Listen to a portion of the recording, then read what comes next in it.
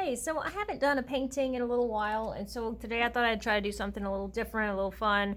I have a couple of brushes out that I want to use. I always like using these round brushes if I'm going to paint flowers, which is what this one's going to be. It's just kind of layers of different shades of blue flowers on a black background, but these are just my round brushes. These are really good for watercolor.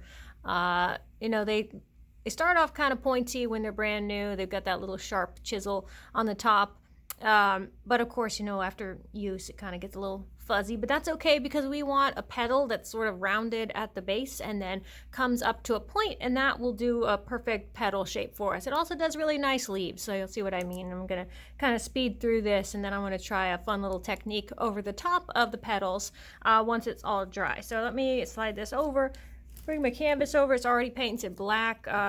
Background is black also, so it's a little hard to see right now, but it's just a stretched canvas, 8 by 10, and I've got slightly, semi-glossy black finish on there, just a thin coat. You can still kind of see through it a little bit, a little sketchy, a little spotty in some areas, but we're going to be doing some blue flowers over the top of this, and I'm going to start with one of my darker blues. So I got a navy here. I've also pulled out kind of a nice, like a Caribbean blue here, and let's see.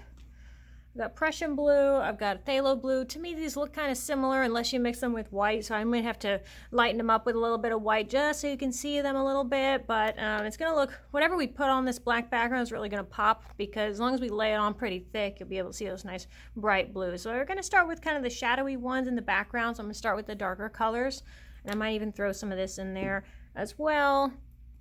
Mostly just using the cheapy ones, but they're all acrylics. This is just a nicer brand. This is a thicker one. It's the Grumbacher's are nice and thick.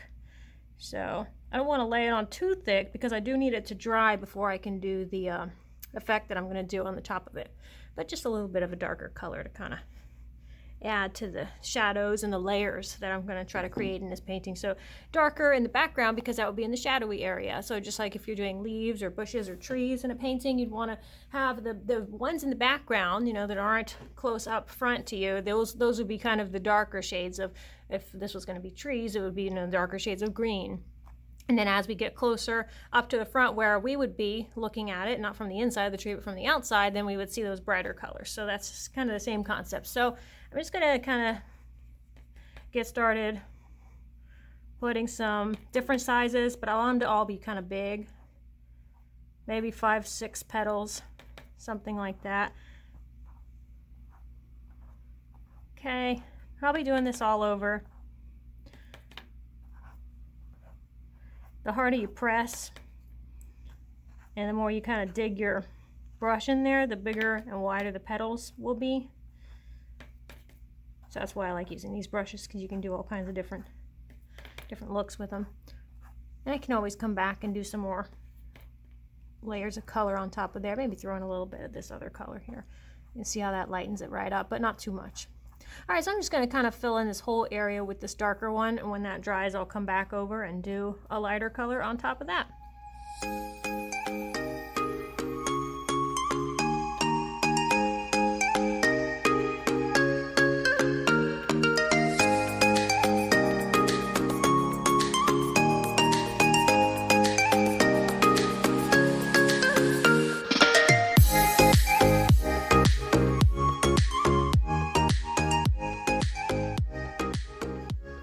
So that background is pretty much done. So I've got all the dark flowers in the back. And here's another cool thing that I like about using this brush to do this kind of a technique. It's not only do those flowers just really pop up really quickly, and so you can already kind of see what's going on there, but I don't have to wash my brush between colors because I'm still using blue. And so this is just going to sort of let me blend right into the next color, and it'll let me sort of do a nice little sort of an in-between color between the brighter blue that I just dipped into, which is this one right here, that sort of Caribbean one, and the blue that I've been using. So instead of having such a a wild contrast there, so I don't have such a bright color on top of those dark flowers in the background, it'll sort of blend together on the brush, and you'll see how that happens as I just sort of start to place them on there because I still have those other colors showing through on my brush. And you can decide if you're doing smaller ones on top, or these the same size, or are they bigger. I'm just going to sort of do the same size. I'm going to do a mix, so smaller ones, bigger ones. But you can just see how easily, how quickly those flowers pop up. You know, space them out naturally. Don't do them all orderly. You just kind of want them to just kind of fall into place wherever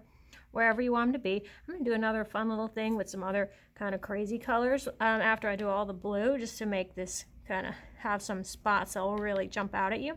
Kind of using some of the neon paint, some of the neon pinks. I'm not even doing centers on these flowers. They're just like they are. I might do a couple more of the lighter ones, and I've also got a little bit of white in case I feel like I need to lighten up some areas and maybe put a little bit of shine or some highlight somewhere, but kind of like them just the way they are, with just a slight amount of brightness on there. So maybe throw in a couple more small ones, and then I'll get those neon paints and we'll throw in some of that on top of this as well. Maybe some other petals are hiding around the corner there. All right, so now I went and got these two neon colors. I haven't decided yet which one I want to use. I might do a little bit of both, the purple and this crazy red color. I really like them just to throw a little bit on there, not a whole lot, just a tiny little touch of these. And so I think we'll see how the purple looks, but I'm just going to dab a little bit here, and then maybe on some of those lighter ones, just a touch on some of the petals. And even where it blends together with the blue, I think it still looks pretty cool, even if you can still see some blue there. I just start with a little bit of that, and then I throw in some of that pink too, which just really makes it pop. So I just love this one. Just kind of right over some of those petals that are, you know, right up front, the ones we just did. Kind of do this a little thick, not too much because I still need it to be able to dry, but and kind of like here and there. I'm not doing every petal. I'm just doing a few, just so they jump out, and it doesn't look too orderly. You know, it's supposed to look like nature, and so it should just look like that's just what happened. Wherever you think it needs a little extra color there, and I'm not doing any on the ones in the background, only the ones up front. All right, so I like that because most of it is kind of subdued, most of it kind of blended, made a purpley color, kind of a nice neon purple, but every once in a while you see a really crazy streak of that neon pink, like right there. And so I just like the way that kind of just pops up and shocks you for a second, but it doesn't really take over. So I think that's nice, just like that. Okay, now up until this point I haven't blown anything dry. I've just been layering on top and on top and on top. But now I am going to go blow it dry, because for the last step on this one, I need to be able to have a totally dry canvas that's not going to be mixing colors into what I'm going to be putting on top of this. So I'll be right back, and then we're going to do the final step. Okay, just got this back from blowing it dry. It's still a little warm. And of course, some areas like over here, there's still a little blob that didn't really get dried completely. I'm just gonna know what areas to avoid, and I can kind of do the little tap, tap, tap test and see wherever it doesn't stick to my finger, it's probably dry enough to work with. Now, I have this new thing that I have not used many times. And it is kind of a dimensional clear finish. So it's really cool. It kind of looks like glue. It kind of goes on like glue. You have to use a popsicle stick. It is acrylic gel medium. There's so many brands of this. I just bought this one online because I got a whole lot of it for a pretty good price, and so I figured why not, because with this stuff you kind of lay it on a little thick, and I like the idea of using it on some, you know, flower nature paintings to kind of build it up and give it a little something extra.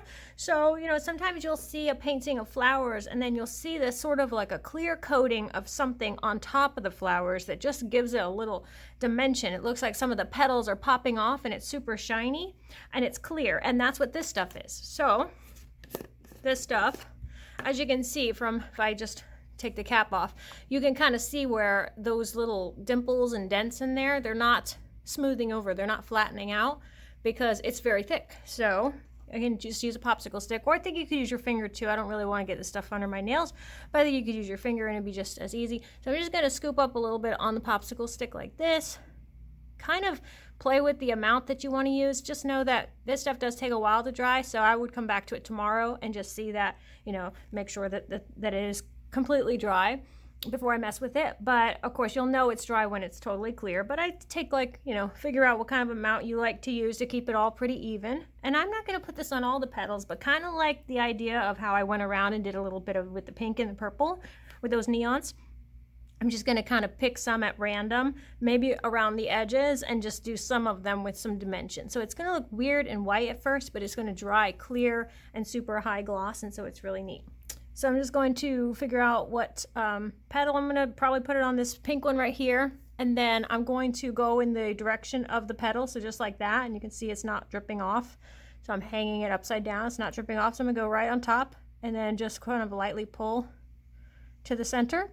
And I know I've covered over my pink, but that is going to dry clear and we'll still see the pink after it's dry. I'm just going to go around and do some more. I want to keep the middle kind of empty in case I decide to put a word in there later. So that was kind of my plan all along. So let me do this one too. Might decide on a saying or a word and paint it in white somewhere on there. Let me do one more right here. And I'm just kind of trailing off as I get to the center. I'm almost doing it in the same with the same motion. And movement of the wrist as when I painted the petals on there.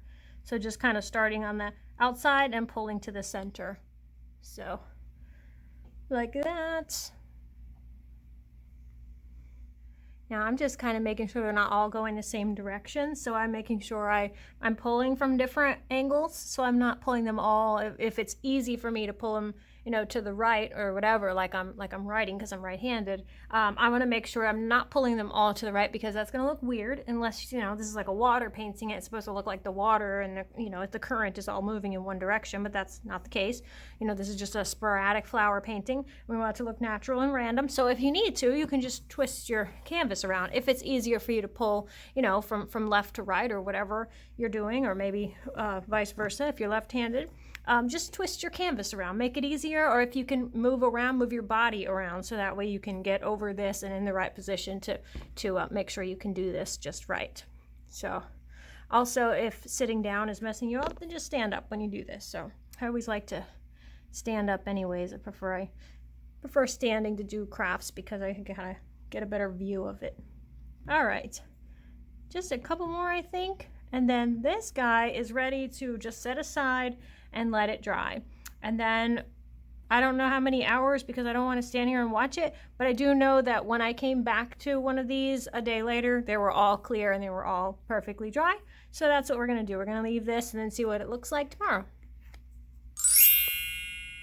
All right, so a day later, and here it is. All those white spots are now super shiny, actually really high gloss. I love how, if I tilt it like this, you really see how brilliant it's shining there. And of course, I only did it on some of the petals, but I think it would look really cool on the brighter flowers that are kind of more in the front if all the petals had that same shine to it. But what I really like about it is it didn't really dry tacky, which is kind of how I thought it might be.